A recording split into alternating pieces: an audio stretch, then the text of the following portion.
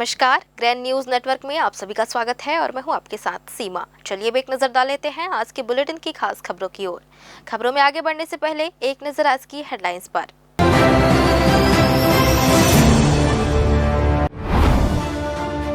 NSUI ने DEO को सौंपा ज्ञापन, केपीएस स्कूल पर अनियमितताओं का आरोप, बोर्ड परीक्षा, फीस वसूली और किताबों को लेकर जांच की मांग।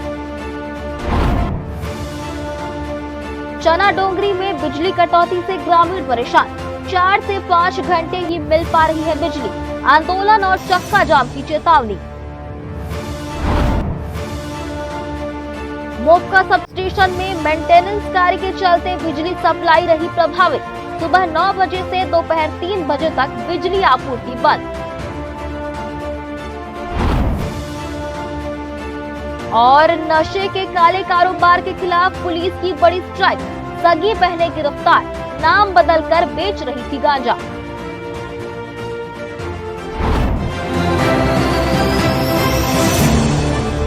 ये थी हेडलाइंस और अब खबरें विस्तार से। भारतीय राष्ट्रीय छात्र संगठन के कार्यकर्ताओं ने सोमवार को जिला शिक्षा अधिकारी कार्यालय पहुंचकर केपीएस स्कूल ग्रुप के खिलाफ गंभीर अनियमितताओं को लेकर ज्ञापन सौंपा। संगठन ने स्कूल प्रबंधन पर मान्यता नियमों के उल्लंघन, छात्रों को बोर्ड परीक्षा में शामिल न कराने, निजी प्रकाशकों की महंगी किताबें थोपने और अवैध फीस वसूली जैसे गंभीर आरोप लगाए हैं। ज्ञापन में बताया गया है कि शैक्षणिक सत्र 2025-26 में विद्यालय को केवल कक्षा 1 से 8 तक संचालन की अनुमति थी। इसके बावजूद उच्च कक्षाओं के संचालन की आशंका जताई गई है।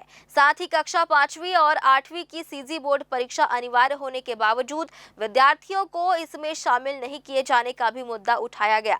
संगठन ने यह भी सवाल किया कि क्या छात्रों को वैध प्रमाण पत्र दिए गए हैं या नहीं। छात्र संगठन ने आरोप लगाया कि शासन के निर्देशों के विपरीत एनसीईआरटी और सीजी बोर्ड की पुस्तकों की जगह निजी प्रकाशकों की महंगी किताबें लागू कर अभिभावकों पर आर्थिक बोझ डाला जा रहा है। कार्यकर्ताओं ने जिला शिक्षा अधिकारी से पूरे मामले की निष्पक्ष जांच, दोषियों पर कड़ी कार्रवाई करने तथा आवश्यकता पड़ने पर विद्यालय की मान्यता रद्द करने की मांग की है। बड़ी शर्म की बात है कि हमारे प्रदेश की जो स्कूलिंग शिक्षा है, जो प्राइमरी शिक्षा है, वो आज जो हायर एजुकेशन की सबसे महंगी जो शिक्षा होती है, चाहे वो पीएचडी की पढ़ाई की बात हो, चाहे बीएड और डीएड की बात हो, जिसकी फीस से भी कई गुना अधिक फीस प्राइवेट विद्यालय द्वारा प्री प्राइमरी की फीस रखी गई है। और उसके बाद भी जो है जिला शिक्षा कार्यालय जो है मौन बैठी हुई है। लगातार माननीय उच्च न्यायालय इसको संज्ञान में लेकर उसमें कार्रवाई करने की बात कर रहे हैं। लगातार स्थानीय प्रशासन जिला कलेक्टर महोदय जी उसको संज्ञान में रहे हैं। उसके बाद एक 9 बिंदु का जो है एक नोटिस जारी होता है, लेकिन ग्राउंड लेवल पे आज वो जारी हुए 6 दिन हो गया पर उसका इंप्लीमेंट नहीं होता है। उसमें जो है कि महंगे जो प्राइवेट पब्लिकेशन की बुक है उस पर रोक लगाने की बात कही गई है, लेकिन आज भी धड़ल्ले से प्राइवेट पब्लिकेशन की बुक जो है लेने के लिए पालकों को बाध्य किया जा रहा है उस पर स्पेसिफिक एक ही जगह से लेने के लिए। और उस बुक को रीयूज़ कोई भी बच्चा नहीं कर सकता है। प्रत्येक वर्ष उनको अलग बुक लेना है। अगर किसी का छोटा भाई छोटी बहन अगर अगली क्लास में जा रहे हैं तो उसके पीछे की क्लास की बुक जो है रीयूज़ नहीं हो सकती है। उसी के अलावा प्रत्येक वर्ष बिना किसी प्रकार की सूचना दिए यूनिफॉर्म को परिवर्तित करने का काम किया जा रहा है, जबकि नोटिस में स्पष्ट कहा गया है कि जिस बोर्ड से आपको मान्यता प्राप्त है उसी बोर्ड की जो है बुक आपको उपयोग करना है। चाहे अगर सीबीएसई से आपको मान्यता प्राप्त है तो आपको एनसीईआरटी की बुक उपयोग करनी है, और अगर सीजी बोर्ड से आपको मान्यता प्राप्त है तो आपको निगम पाठ्य पुस्तक की जो निःशुल्क बुक है उसके उपयोग करना है। ऐसे स्कूल हो गए जिस प्रकार के यहाँ 650 स्कूल है और 650 स्कूल में 550 स्कूल का हाल यही है। और उसके बाद भी कार्यालय जो है सिर्फ नियम पे नियम बनाती है, उसका ग्राउंड लेवल पे इंप्लीमेंट नहीं होता है। मॉनिटरिंग करने वाले के लिए कोई टीम गठित नहीं होती है। जी बिल्कुल, हम उसी तर्ज पे आज बात करने हैं कि आपने ब्रिलियंट पब्लिक स्कूल पे कार्रवाई करने की अनुशंसा हुई है। इसी प्रकार और भी विद्यालय है जिन्होंने एग्जाम कंडक्ट नहीं कराया, चाहे वो सेंट जेवियर्स की बात हो, चाहे अचीवर्स की बात हो और चाहे केपीएस की बात हो, इनके भी ब्रांचेस संचालित हो रहे हैं, लेकिन वहाँ जो है सीजी बोर्ड का एग्जाम जो है कंडक्ट नहीं कराया गया है 5वीं और 8वीं के लिए। तो हमारी मांग है क्या आप उन लोगों की भी मान्यता समाप्त करेंगे ब्रिलियंट पब्लिक स्कूल की तरह, क्योंकि उन लोग भी छात्रों के भविष्य के साथ खिलवाड़ कर रहे हैं। आज नहीं तो कल पालकों को और बच्चों को भटकना पड़ेगा जब उन लोग पढ़ाई कंप्लीट कर लिए रहेंगे और यूडाइस आईडी के आधार पे जब जांच होगी और उनको पता चलेगा कि इनको तो सीबीएसई से मान्यता ही नहीं थी, आईसीएसई से मान्यता ही नहीं थी, तो कहाँ से मान्यता थी? छत्तीसगढ़ बोर्ड से। और एग्जाम कहाँ से दिलाए हैं? तो इन लोग तो छत्तीसगढ़ बोर्ड के एग्जाम में शामिल ही नहीं हुए केंद्रीकृत परीक्षा में। तो उस दिन उन लोगों की नौकरी तक चली जाएगी। ये स्थिति होने वाली है भविष्य में। कि क्या चाह रहे हैं अभी इसमें? हम ये चाह रहे हैं कि इसमें तत्काल कमेटी बनाई जाए और जितने ऐसे विद्यालय हैं जो लगातार आदेश की अवहेलना कर रहे हैं उन पे भी उनका मान्यता समाप्त करने की कार्रवाई हो। आश्वासन दिया गया है?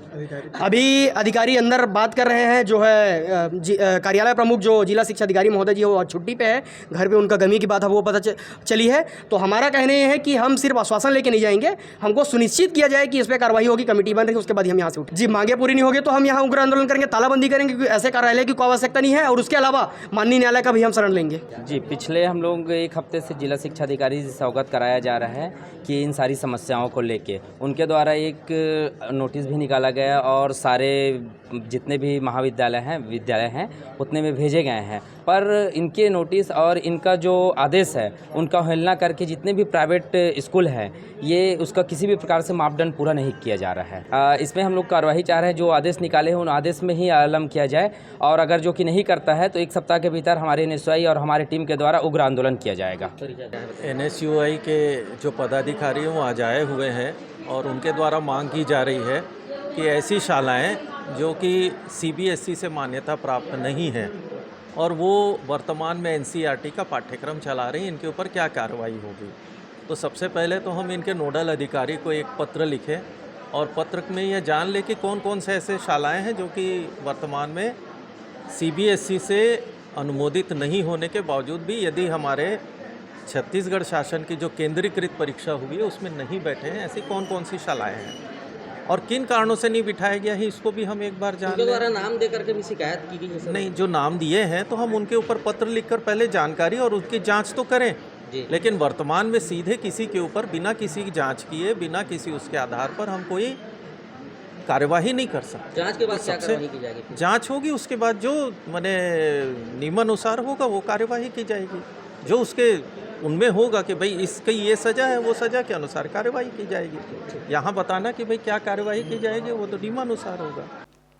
करीब 3 महीने के अंतराल के बाद नगर निगम की सामान्य सभा की बैठक लखीराम ऑडिटोरियम में आयोजित की गई, जहां पार्षदों ने अपने अपने वार्डों की समस्याओं को जोरदार तरीके से उठाया। बैठक की शुरुआत प्रश्नकाल से हुई, जिसमें पार्षदों द्वारा पूछे गए सवालों पर सत्ता पक्ष को जवाब देना पड़ा। आइए देखते हैं पूरी खबर। महापौर निधि के उपयोग को लेकर सवाल उठाया। इस मुद्दे पर सदन में तीखी बहस देखने को मिली। महापौर ने प्रारंभ में जानकारी साझा करने में असहमति जताई, लेकिन सदस्यों के दबाव के बाद उन्होंने बताया कि लगभग 2 करोड़ 30 लाख रुपए की राशि विभिन्न वार्डों में विकास कार्यों पर खर्च की गई है। बैठक के दौरान पेयजल संकट, पाइपलाइन विस्तार और बोर खनन जैसे मुद्दों पर पक्ष और विपक्ष के बीच आरोप प्रत्यारोप का दौर चला। हालांकि सत्ता पक्ष ने शहर में पानी की समस्या के समाधान के लिए हर संभव प्रयास करने का आश्वासन दिया, जिससे सदन का माहौल कुछ शांत हुआ। इसके बाद अवैध निर्माण का मुद्दा जोर पकड़ता नजर आया। भवन शाखा की कार्यप्रणाली पर सवाल उठाए गए और गोल बाजार क्षेत्र में कार्रवाई नहीं होने पर सभापति ने भी नाराजगी जाहिर की। सफाई व्यवस्था भी चर्चा का प्रमुख विषय रही। सफाई विभाग के अध्यक्ष ने बताया कि 52 करोड़ रुपए की क्षतिपूर्ति राशि सफाई कार्यों में खर्च की जा रही है, लेकिन पार्षदों ने अपने अपने वार्डों में कर्मचारियों की कमी का आरोप लगाया। देखिए, ये जनहित का मुद्दा है और ये मुद्दा मुझे लगता है पूरे शहर नहीं पूरे देश में जरूरी है। आज एक लिंगेडी एक वार्ड से उठा है, मुझे लगता है कि पूरे प्रदेश स्तर में हर व्यक्ति जागेगा, हर जनप्रतिनिधि जागेगा, गरीबों के लिए पट्टा के लिए लड़ाई जरूर लड़ेगा। और आज मुझे खुशी लगा कि पक्ष और विपक्ष दोनों पार्षदगण, सभी के पार्षद लोग ये मुद्दा उठाए और रखे अपने जन समस्या को। ये बहुत बड़ा मुझे खुशी का माहौल है कि हर कोई समझ रहा है गरीबों का तकलीफ। हम तो पूरे कांग्रेसी और हमारे पूरे लोग इस मूड में हैं कि ये प्रस्ताव शासन को भेजा जाए कि पट्टा देने की प्रक्रिया शुरू की जाए। देखिए, मेरे वार्ड नंबर 50 में राजीव विहार कॉलोनी है, जहाँ पंचायत के समय से कॉलोनी का डेवलप हुआ है।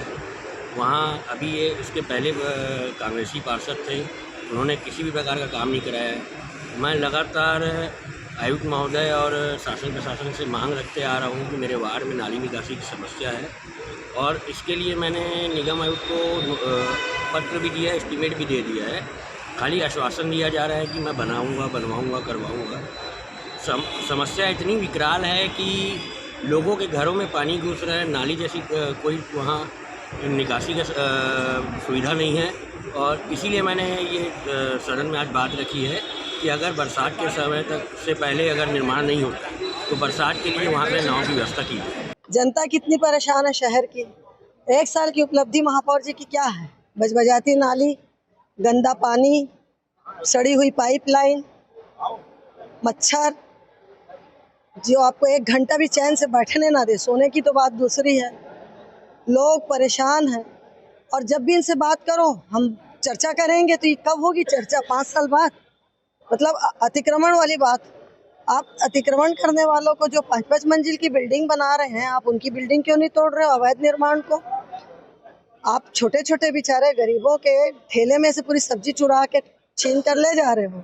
हमारा कहना आप अतिक्रमण रोको, लेकिन आप गरीबों के पेट में लात मत मारो, उनकी व्यवस्था बनाइए आप। लेकिन हो क्या रहा है? ये शहर का जैसा कोई माई बाप नहीं रह गया। अगर आप बोले तो आप विरोध करते हैं। तो हम जनता की मांग को यहाँ रखने आए हैं, राजनीति करने नहीं आए। अतिक्रमण, पानी, अवैध निर्माण सब पर आपने आज घेराव क्यों नहीं सवालों का जवाब देते है ही नहीं ना। उनके पास की इच्छा शक्ति नहीं है। उनकी इच्छा शक्ति है कि ठेकेदार से कितना % हमारे पास आना चाहिए, व्यापारियों से कितना % हमारे पास आना चाहिए, इल्लीगल मकान बन रहे हैं उनसे हमारे पास कितना आना चाहिए। सिर्फ हम आए हैं 5 साल में कितना बटोर सकते हैं, इनकी वही नीति है कि बटोर लो।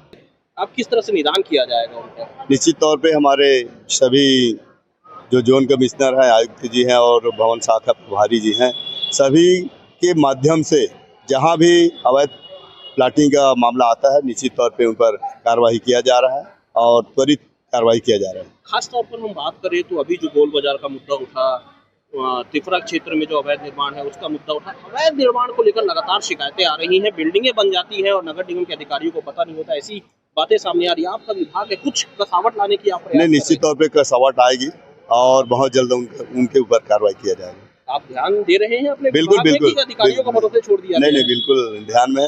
अधिकारीगण अब बहुत अच्छे से कार्य कर रहे हैं। अभी वो छुट्टी में गई थी और कमिश्नर अमित कुमार जी थे, उनके कार्यकाल में उसमें बहुत बड़ा कार्रवाई हुआ था। उनके अवैध निर्माण को ढहा दिया गया था। चूँकि आज 7 महीना 8 महीना बाद उसी निर्माण को युद्ध गति में वहाँ जो भी संचालक होगा और मालिक होगा के अग्रवाल, कृष्ण कुमार अग्रवाल, चूँकि सरकंडा निवासी है, उनके पिताजी के द्वारा उस ज़मीन को खरीदा गया है जो विचाराधीन अभी हाई कोर्ट में है। ठीक से उसका अभी क्या कहते हैं, हाई कोर्ट में निर्णय नहीं हो पाया है और वो किस परमिशन से, किसके सहमति से, किसके ताकत से, किसके छत्र छाया में वो इतना बड़ा अवैध निर्माण कर रहा है, मैं नहीं जानता। उसकी जानकारी मैं अभी सामान्य सभा में सभी के सामने रखा हूँ।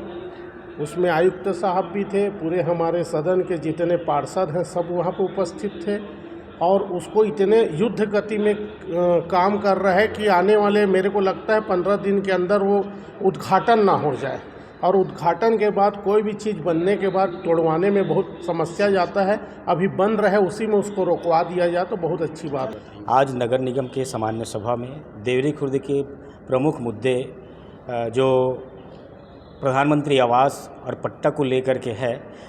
आज देवरी खुर्द में 25-30 सालों से निवासरत गरीब परिवार हैं जिनको लंबे समय से, जिनको पट्टे का इंतज़ार है, प्रधानमंत्री आवास के तहत पक्के मकान का आशा है, वो आज तक पूरा नहीं हो पा रहा है। इस मुद्दे को प्रमुखता से मैंने आज निगम के सामान्य सभा में रखा ताकि लोगों को आने वाला समय में पट्टा मिल सके और पट्टा के आधार पर प्रधानमंत्री आवास मिल सके, क्योंकि गरीब परिवार रहते हैं। गरीब परिवार अपनी स्वेच्छा के अनुसार वहाँ निगम में टैक्स दे रहे हैं और उनको कहीं ना कहीं ये भरोसा है, आशा है कि आने वाला समय में निगम हमारी परेशानियों को ध्यान में रखते हुए पट्टा देंगे और प्रधानमंत्री आवास का निर्माण कराएंगे। साथ ही देवरी खुर्द के वार्ड नंबर 42 और वार्ड नंबर 43 में मुख्य मार्ग, एक ही मुख्य मार्ग है जो सक्रिय है और जिसके बरसात में पानी निकासी की समस्या जोरों पर होती है। वार्ड नंबर 42 और वार्ड नंबर 43 दोनों में मुख्य मार्ग में नाला नहीं है।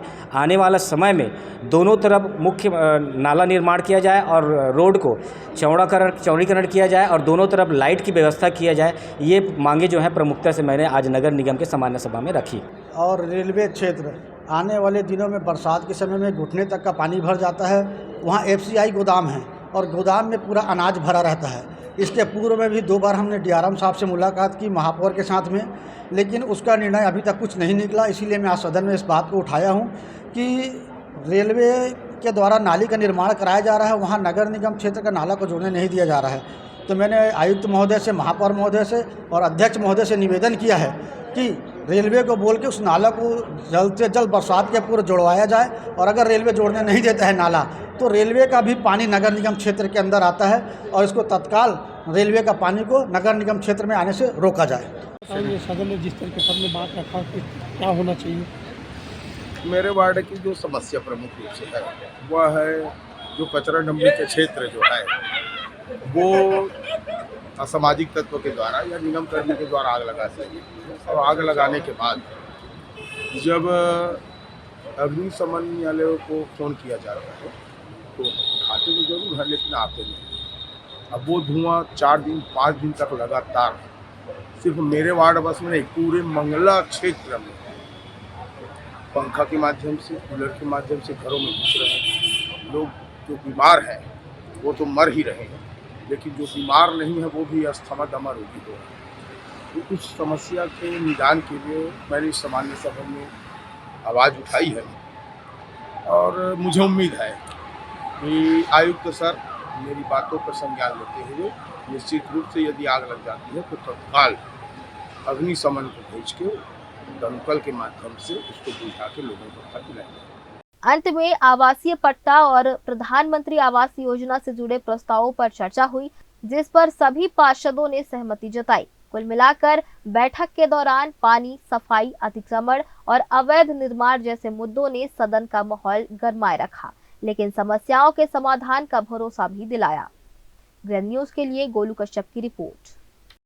छत्तीसगढ़ के बिलासपुर से बड़ी खबर सामने आ रही है, जहां नगर निगम का वर्ष 2026-27 का बजट आज स्वर्गीय लखीराम ऑडिटोरियम में पेश किया गया। महापौर पूजा विधानी ने इस बार करीब 1301 करोड़ 68,58,000 रुपए का बजट प्रस्तुत किया, जो पिछले साल से 900 करोड़ रुपए के मुकाबले काफी बड़ा है। आइए देखते हैं पूरी खबर। इस बजट में शहर के समग्र विकास पर खास फोकस किया गया है। सड़क, पानी, आवास और सौंदर्यीकरण जैसे बुनियादी मुद्दों को प्राथमिकता दी गई है। शहर में पिंक टॉयलेट और पिंक गार्डन बनाने की योजना है। साथ ही लोगों को सुविधा देने के लिए फ्री वाईफाई की व्यवस्था भी की जाएगी। देखिए, अधूरा जानकारी में जो है, जो जिस तरीके से इन लोग बात करते हैं, लेकिन जो लाइन्स कंपनी को ठेके पे दिया गया है, ये ना मतलब शासन उनको पेमेंट करता है, ना नगर निगम पेमेंट करता है। ये जो है शासन से जो है इनका पेमेंट आता है, वो खुद ही मतलब पेमेंट लाने का काम करते हैं। नगर निगम की इतनी स्थिति नहीं है कि पूरा शहर का सफाई के लिए जो है नगर निगम से पेमेंट करे, तो ये शासन से पूरा पैसा आता है। और जब हम नगर निगम में काबिज हुए थे तो उस समय टेंडर करने का समय भी नहीं था, तो इसीलिए अगर टेंडर की करने का इसमें रहते हैं तो उनका जो है निरस्त हो जाता, और समय में अगर सफाई नहीं होता तो पूरा शहर जो चरमा जाता। इसीलिए हमने लायंस कंपनी को जो है रिपीट करने का काम किया। इसमें शामिल नहीं किया गया प्रस्ताव में, उनकी भूमिका अहम होती देखिए, हमने MIC में पास करके जो है शासन को भेजा है, वो भी उस बैठक में बैठे थे, लेकिन वो अगर नकारते हैं तो कोई कुछ नहीं कर सकते। आप उस बैठक में वो थे, दस्तखत भी क्यों नकार रहे हैं? नहीं, उनका दस्तखत भी उनका दस्तखत भी है। अब ये सवाल सुनिए नहीं, ये सवाल आप उनसे करेंगे तो ज़्यादा अच्छा रहेगा। ये सवाल मेरा है ना, मेरा प्रश्न है। ये खिलाफ किया गया है, आप लोगों ने ध्यान नहीं दे पाया। नहीं, देखिए, जिस बैठक में हमने ये प्रस्ताव पारित किया है, उस बैठक में भी वो थे, उस MIC में थे वो, तो वो उनका मतलब वो है कि फॉल है कि वो मतलब वो स्वीकारते नहीं हैं और विपक्ष के साथ हाँ में हाँ मिला रहे हैं। ये तो मतलब नासमझी है, या फिर उनको पूरे इस प्रस्ताव का जानकारी नहीं है उनको, ये हम समझ सकते हैं। बाजारों को व्यवस्थित रखने के लिए स्मार्ट वेंडिंग जोन और मॉडर्न मार्केट विकसित किए जाएंगे। वहीं 2465 नए आवासों के निर्माण का भी प्रावधान रखा गया है। शहर के प्रमुख सड़कों का निर्माण और चौक चौराहों का सौंदर्यीकरण भी इस बजट का अहम हिस्सा है। बढ़ के आया है और जिस तरीके से पहले भी शहर की मूलभूत समस्या का मतलब देना है, शहर के जनता को सभी सुविधाएं देना नगर निगम का काम होता है, उसी तरीके से रोड, नाली, बिजली, पानी के साथ ही शहर के विकास में जो है सौंदर्यीकरण को भी हिस्सा दिया गया है। जिस तरीके से नगर निगम का गेट है और हमारा डिवाइडर है रोडों का, उसके साथ ही हमारे पिंक टॉयलेट है महिलाओं के लिए और पिंक गार्डन का भी हम इसमें प्रावधान रखा गया है ताकि महिलाएं जो है अपना शाम के समय बच्चों को लेके जो है गार्डन में जाए और बच्चों के साथ वहां खेलने के लिए और महिलाएं एकजुट होकर वहां बातचीत कर सके, कुछ समय बिता सके, ऐसे मतलब बजट में रखा गया है। अनेक सारी योजनाओं के साथ वेंडिंग जोन का भी प्रावधान रखा गया है, शहर के रोड, बिजली, नाली का भी प्रावधान इसमें रखा गया है।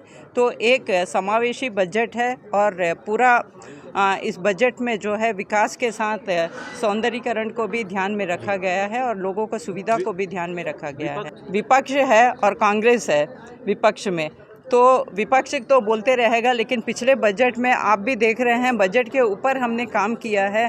अधोसंरचना मद से हो चाहे 15वीं वित्त हो, जो उसमें जो है सारे काम ने हम पूरा करने का प्रयास किया है और कहीं भी पैसे का दिक्कत भी नहीं हुआ है। तो इस बार भी हमारा बजट में पूरा हम ध्यान रखेंगे, जो हमने बोला है उसको पूरा करने का काम किए हैं। केंद्र और राज्य में जो हमने बोला है वही किए हैं, हमने सवारा हम ही सवारेंगे वाला हिसाब से जो है 2047 के लिए हम देश और शहर चाहे हम नगर निगम को व्यवस्थित करने का काम कर रहे हैं। इस बजट में भी जितने हमने वादा किया है अगले साल बजट में हम बात करेंगे और पूरे जितना हमने वादा किया उसको पूरा करने का काम करेंगे। इसके अलावा सरदार वल्लभ भाई पटेल और बिरसा मुंडा की प्रतिमाओं के निर्माण का प्रस्ताव भी रखा गया है। बुनियादी सुविधाओं को मजबूत करने के लिए जहां 30 करोड़ के कार्य जारी है, वहीं 60 करोड़ रुपए के नए कार्यों को मंजूरी दी गई है। 31 वार्डों के लिए 5 करोड़ रुपए का प्रावधान किया गया है और गर्मी को देखते हुए पाइपलाइन विस्तार और बोर खनन पर भी जोर दिया गया है। आज के सामान्य सभा में जो भी प्रस्ताव आए हैं लगभग गोल मटोल वाला ही है। न नगर निगम के द्वारा शुद्ध पानी की व्यवस्था किया गया है, न ही लोगों की सफाई, रोड नाली की सफाई की व्यवस्था किया गया है, न फॉगिंग की व्यवस्था किया गया है। कुल मिलाकर के गोलमोल है। और उसी तरह से जो बजट आया है, पिछले बजट का ही पैसा अभी तक नहीं आया, न ही कोई काम हो पाया है। पिछले बजट में भी प्रत्येक वार्ड को 1-1 करोड़ का काम करने के लिए घोषणा किया गया था, लेकिन आज तक किसी वार्ड में 1 रुपये का विकास नहीं हो पाया है। कुल मिला के लोक लुभावन है, ये कभी होने वाला नहीं है। वो वैसे ही जैसे चल रहे 2047 में सेंट्रल सरकार के चल रहे 2047 में ये कर देंगे वो कर देंगे, वैसे ही अभी हमारे नगर निगम में लोक लुभावन की बिल्कुल ही कर रहे हैं। हमारे 18 जो पार्षद हैं उनके निधि का 1 भी रुपये नहीं आया है। इसलिए आज सामान्य सभा में क्वेश्चन भी उठाया गया कि आपका निधि का पैसा कहाँ गया, स्पष्ट जानकारी दें। साथ ही साथ जो 15वें वित्त और अधोसंरचना मद का जो इनके द्वारा 50-50 लाख रुपए हर वार्ड में देने की बात किया गया है, जिसमें कांग्रेसी वार्ड में किसी वार्ड में 5 लाख, किसी वार्ड में 10 लाख, इससे अधिक नहीं दिए गए। दलगत की राजनीति कर रही है, इसका भी हमने घोर निंदा किया है और निंदा प्रस्ताव ला करके इसे रिक्वेस्ट किया है कि ये सारी चीज़ों को ध्यान दिया जाए। आप महापौर हमारे भी हैं और हमारे वार्ड की जनता ने आपको ही महापौर चुना है, तो वो आपसे अपेक्षा रखते हैं कि वो आप विकास करें। मेयर निधि भी स्पष्ट होना चाहिए और सभी वार्ड की जनता को बराबर अपने समानता की दृष्टि से देखना चाहिए। और हमने यही उनसे रिक्वेस्ट किया है कि आपका निधि जो है सभी वार्डों में मूलभूत सुविधा को लेकर के जो भी पार्षद जी मांग रहे हैं उनको देना चाहिए। कुल मिलाकर नगर निगम का यह बजट शहर को आधुनिक और सुविधाजनक बनाने की दिशा में एक बड़ा कदम माना जा रहा है। हालांकि विपक्ष का मानना है कि पिछले बार तो यह बजट सफल रहा था, लेकिन इस बार लोक लुभावना बजट में देखना होगा कि इसे कितनी गति मिलती है। ग्रैंड न्यूज के लिए गोलू कश्यप की रिपोर्ट। बिलासपुर के सिविल लाइन क्षेत्र स्थित होटल महावीर में चल रहे बड़े जुआ फंड का पर्दाफाश हुआ है। जानकारी के अनुसार होटल के कमरा नंबर 215 में जुआ खेलने की पुख्ता सूचना मिलने पर की गई कार्रवाई में मौके से 8 लोगों को रंगे हाथों पकड़ा गया। पकड़े गए आरोपियों की पहचान महेश सिंह, हीरालाल पाल, अक्की जायसवाल, छोटू सिंह, संदेश मसीह, अनिल कुमार वर्मा, आकाश भोई और विशाल छाबड़ा के रूप में हुई है, जिनमें से अधिकांश कस्तूरबा नगर के निवासी हैं। इस छापेमारी के दौरान इनके पास से कुल 1,44,000 रुपए की नकद राशि बरामद की गई है। मामले की गहराई से जांच करने पर यह चौंकाने वाला तथ्य सामने आया कि जुआ खेलने के लिए कमरा किसी अन्य व्यक्ति के नाम पर बुक कराया गया था। इस पूरी गतिविधि की जानकारी होटल संचालक S.K. सिन्हा को भी थी, जिसके चलते उसकी संलिप्तता पाए जाने पर उसे भी इस मामले में आरोपी बनाया गया है। हाँ, कल ACC और थाना सिविल लाइन की संयुक्त टीम के द्वारा होटल महावीर में रेड किया गया था, जहाँ पे जुआ खेलते हुए 8 लोगों को गिरफ्तार किया गया है और उनके पास से लगभग 1,44,000 रुपए की जब्ती की गई है, जिसमें थाना सिविल लाइन में जुआ एक्ट के तहत कार्रवाई की गई। और फिलहाल वक्त हो चला है एक छोटे से ब्रेक का। ब्रेक के बाद भी खबरें जारी रहेंगी। जहजया प्राइवेट ITI NCVT से मान्यता प्राप्त एंड ISO सर्टिफाइड 10वीं पास विद्यार्थियों के लिए 2 year electrician course, OPA 1 year course, computer operating and programming assistant course, best classroom facility, admissions open. जहजया private ITI, Riverview colony, Koni, Bilaspur, Chhattisgarh.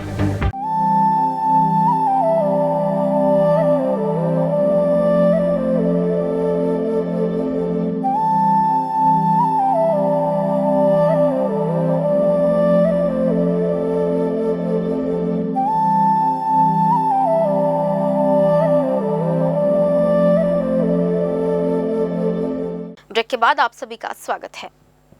Bilaspur जिले के तखतपुर विकासखंड अंतर्गत ग्राम पंचायत चना डोंगरी में बिजली व्यवस्था को लेकर ग्रामीणों में भारी आक्रोश देखने को मिल रहा है।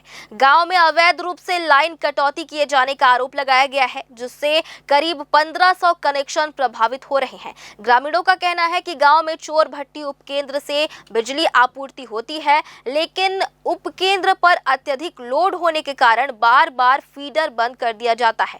इसके चलते पूरे गाँव में दिन भर में मुश्किल से 4 से 5 घंटे ही बिजली मिल पा रही है। बिजली की अनियमित आपूर्ति से सबसे ज्यादा परेशानी पीने के पानी को लेकर हो रही है। ग्रामीणों को रात में जागकर पानी की व्यवस्था करनी पड़ रही है। वहीं खेतों में लगी फसल भी सिंचाई के अभाव में सूखने की कगार पर पहुंच गई है, जिससे किसानों की चिंता बढ़ गई है। इस संबंध में जिला पंचायत सदस्य शिवेंद्र प्रताप कौशिक ने कार्यपालक निर्देशक Chhattisgarh state power distribution company limited Bilaspur को पत्र लिखकर समस्या से अवगत कराया है। उन्होंने मांग की है कि सुचारू बिजली आपूर्ति सुनिश्चित की जाए। साथ ही चेतावनी दी गई है कि यदि 2 दिनों के भीतर बिजली आपूर्ति बहाल नहीं की गई तो ग्रामीण उग्र आंदोलन और चक्का जाम करने के लिए बाध्य होंगे। हर 5 मिनट में फेस को चेंज किया जाता है और 1 हफ्ता हो गया मुश्किल से 2 घंटे पंप चल रहा है। इसलिए आज हम यहाँ ऑफिस में आए हैं अपने जिला पंचायत सदस्य के नेतृत्व में, और अगर हमारा बात को नहीं माना तो हम चक्का जाम के लिए आवेदन दे रहे हैं और यहाँ से हम कलेक्टर ऑफिस जाएंगे। कब से समस्या? वो कम से कम 15 दिन से ज़्यादा हो गए ऊपर है। अभी सकरी में नया ऑफिस खुला था और उसमें बोले थे अधिकारी के द्वारा आपके यहाँ केंद्र बढ़ा दिए हैं पावर को, अब समस्या हल हो गया। उसके बाद और समस्या बढ़ गया। बिजली की समस्या को लेकर आए थे। चना डोंगरी ग्रामीण पानी पीने के लिए भी वहाँ पानी नहीं मिल रहा है।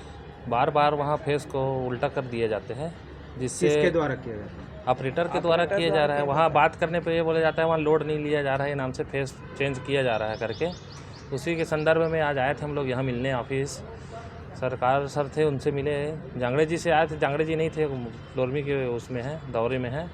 बोले सरकार जी से मिल लीजिए, आपके समाधान कर देंगे करके। सरकार जी के पास गए थे तो वहाँ का यही साहब को बुलाया है, उसके बाद फिर दिखवाता हूँ करके बोले।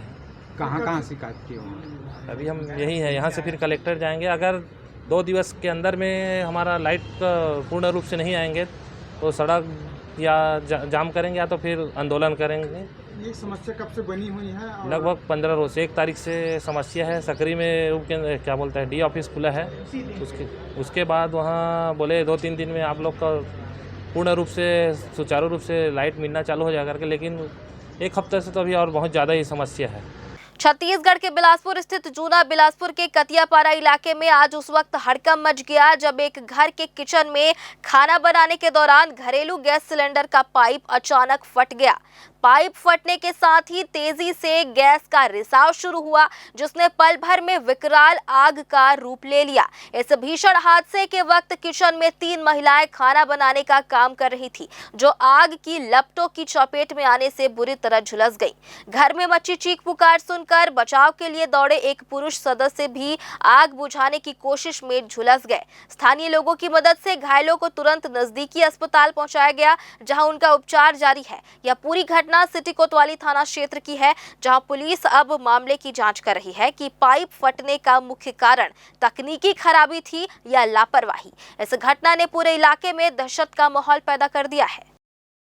नहीं, सिलेंडर नहीं फटा है। कतियापारा जूना बिलासपुर की घटना है। रेगुलेटर के पास गैस लीक हुई थी, जिसमें आग लग गया था, जिसमें सूचना मिली थी। पुलिस टीम मौके पर पहुंची थी। पुलिस टीम पहुंचते तक वहां पे परिवार के लोगों ने ही उसे बुझा लिया था आग को। हल्की फुल्की उसमें चोट लगी थी परिवार के लोगों को, जिनको इलाज के लिए हॉस्पिटल भेजा गया था। बिलासपुर के सदर बाजार स्थित लीला ज्वेलर्स में धोखाधड़ी का एक हैरान कर देने वाला मामला सामने आया है, जहां उत्तर प्रदेश के वाराणसी से आए एक पति पत्नी के जोड़े ने नकली सोने को असली बताकर ठगी करने की कोशिश की। घटना के दौरान पूनम वर्मा नाम की महिला दुकान पहुंची और उसने 18 कैरेट हॉलमार्क के निशान वाली एक जोड़ी टॉप्स और एक अंगूठी दिखाकर उसे बदल कर दूसरे जेवर लेने की इच्छा जताई। दुकानदार को जब गहने हाथ में लेने पर उनके वजन को लेकर संदेह हुआ तो उन्होंने मशीन से उसकी जांच की, जिसमें वह सोना पूरी तरह नकली पाया गया। सतर्कता दिखाते हुए तुरंत मामले की जानकारी दी गई, जिसके बाद घेराबंदी कर आरोपी महिला और उसके पति संजय वर्मा को पकड़ लिया गया। आरोपियों के पास से 4 ग्राम से अधिक वजन के नकली टॉप्स और करीब 3 ग्राम की नकली अंगूठी बरामद की गई है। पकड़े गए आरोपियों के खिलाफ धोखाधड़ी की विभिन्न धाराओं के तहत मामला दर्ज कर उन्हें न्यायिक रिमांड पर जेल भेज दिया गया है। कोतवाली थाना क्षेत्र में लीला ज्वेलर्स है, जहां पे एक महिला और एक पुरुष हैं जो अपने साथ अंगूठी और एक जोड़ी टॉप्स को जो नकली था उसको असली बताकर वहां पे धोखाधड़ी कर रहे थे, जिसमें थाना सिटी कोतवाली में FIR लिया गया है और दोनों आरोपियों को ही अरेस्ट किया गया है। एक बार फिर से वक्त हो चला है एक छोटे से ब्रेक का। ब्रेक के बाद भी खबरें जारी रहेंगी। बने रहिए ग्रैंड न्यूज नेटवर्क के साथ। जय प्राइवेट ITI NCVT से मान्यता प्राप्त एंड ISO सर्टिफाइड 10वीं पास विद्यार्थियों के लिए 2 year electrician course, COPA 1 year course, computer operating and programming assistant course, best classroom facility, admissions open. Jai private ITI, Riverview colony, Koni, Bilaspur, Chhattisgarh.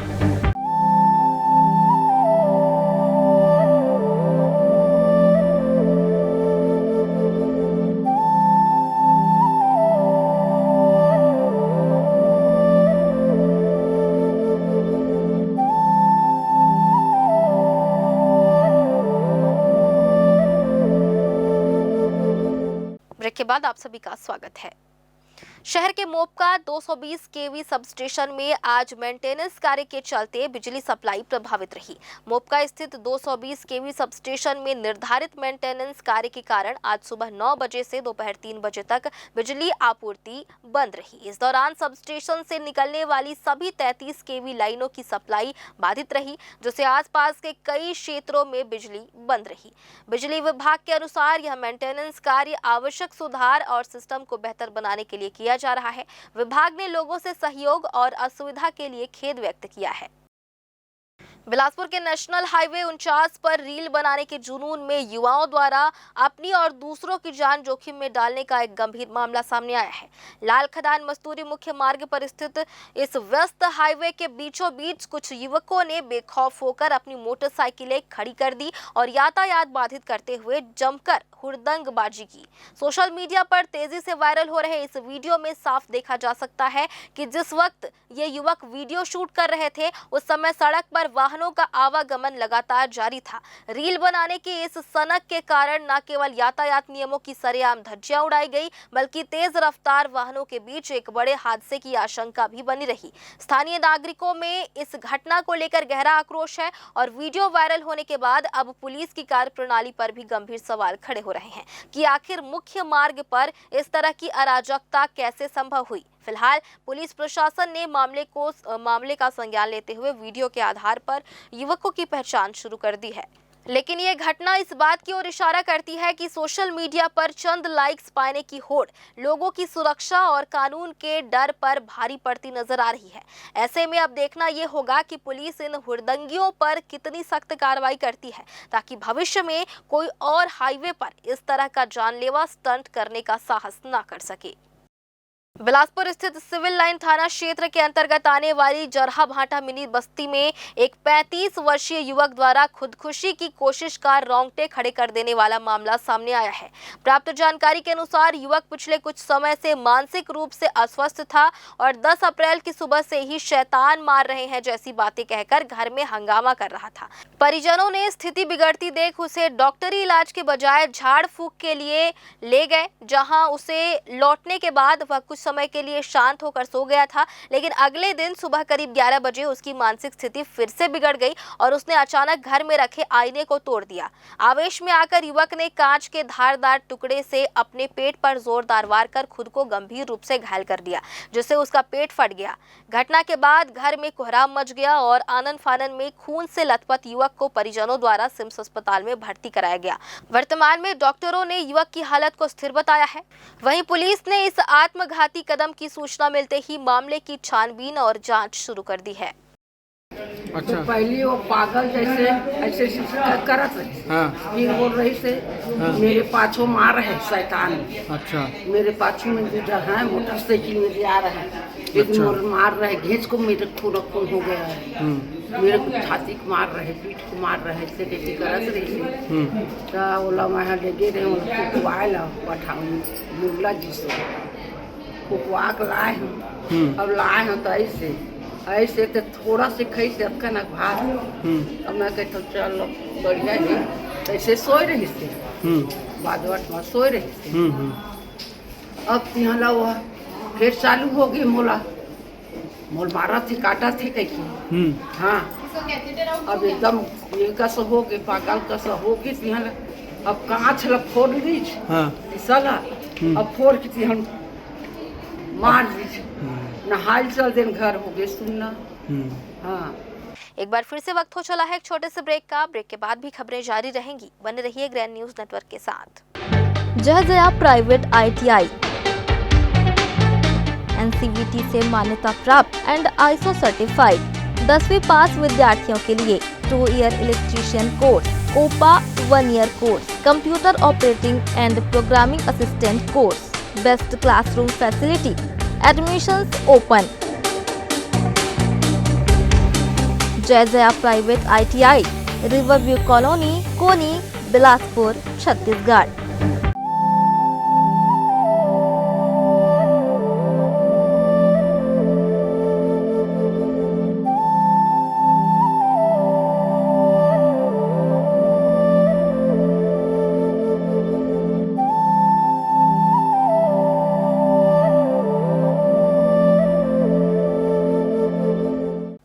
Break के बाद आप सभी का स्वागत है। बिलासपुर में नशे के काले कारोबार के खिलाफ पुलिस ने एक बार फिर बड़ी स्ट्राइक की है। सरकंडा पुलिस और ACCU की संयुक्त टीम ने मुखबिर की सटीक सूचना पर घेराबंदी करते हुए गांजा तस्करी में लिप्त 2 सगी बहनों को रंगे हाथों गिरफ्तार किया है। ये दोनों आरोपी महिलाएं अपनी पहचान छिपाकर शहर के अलग अलग इलाकों में नशे का जाल फैला रही थी। पुलिस ने इनके पास से भारी मात्रा में मादक पदार्थ के साथ साथ लग्जरी वाहन और करीब 6 लाख रुपए की नकदी भी बरामद की है। आइए देखते हैं क्या है पूरी खबर। पुलिस की यह संयुक्त कार्रवाई सरकंडा थाना क्षेत्र के पाटलिपुत्र नगर और राजकिशोर नगर इलाके में अंजाम दी गई। गिरफ्तार की गई दोनों महिलाएं सगी बहनें हैं, जो पुलिस को चकमा देने के लिए नाम बदलकर नशे का धंधा चला रही थी। छापेमारी के दौरान पुलिस ने इन्हें कार और स्कूटी के जरिए गांजे की सप्लाई करते हुए दबोचा। तलाशी लेने पर इनके कब्जे से 6 किलो गांजा, 5,98,000 रुपए नकद, 2 मोबाइल फोन और कीमती घड़ियां बरामद की गई।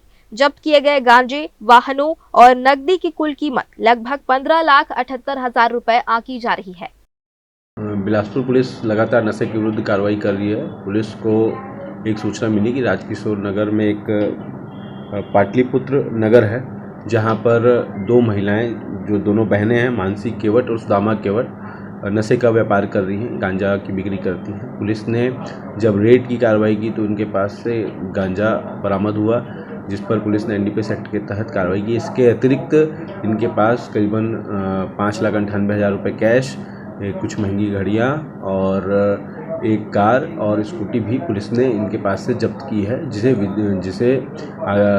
जब्त कर NDPS एक्ट के तहत आगे पुलिस वैधानिक कार्रवाई कर रही है। इन्हें रिमांड पर भी भेजा गया है।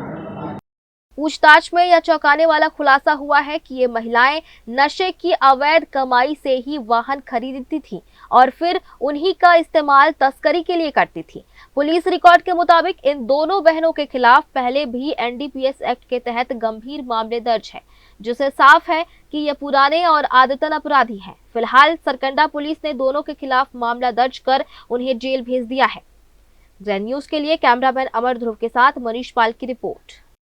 बिलासपुर के प्रतिष्ठित हॉली क्रॉस सीनियर सेकेंडरी स्कूल में सर्वधर्म एकता समारोह का गरिमामय आयोजन किया गया, जिसका मुख्य उद्देश्य मानव समाज को एकता और भाईचारे के बंधन में पिरोना था। इस खास अवसर पर विभिन्न धर्मों के धर्म गुरुओं ने एक ही मंच पर शिरकत कर सांप्रदायिक सौहार्द की एक अनुपम मिसाल पेश की। समारोह के दौरान धर्म गुरुओं ने अपने प्रेरणादायक उद्बोधन में देश की अखंडता को अक्षुण्ण रखने और आपसी प्रेम को बढ़ावा देने पर जोर दिया, जिससे पूरा वातावरण मंत्रमुग्ध हो गया। स्कूल के विद्यार्थियों ने भी अपनी प्रतिभा का प्रदर्शन करते हुए शानदार नाट्य प्रस्तुति दी, जिसके माध्यम से उन्होंने समाज में एकता का संदेश प्रसारित किया। यह आयोजन न केवल एक मंच साबित हुआ जहां सभी धर्मों के लोग एक साथ नजर आए, बल्कि इसने युवा पीढ़ी को विविधता में एकता के भारतीय संस्कारों से भी गहराई से जोड़ने का काम किया। आज का यह सर्वधर्म एकता समारोह केवल एक कार्यक्रम ही नहीं बल्कि भारत के आत्मा का उत्सव है। यह वह मंच है जहां विभिन्न धर्म, परंपराओं और संस्कृतियों के लोग एक साथ आकर यह संदेश दिए हैं कि हम लोग सब एक हैं। जो हम लोग अलग अलग धर्म संस्कृति से जुड़े हैं, लेकिन हम लोग सब एक और एक ही और भगवान एक भगवान हैं। तो हम लोग उसके ऊपर विश्वास करके आगे बढ़ेंगे।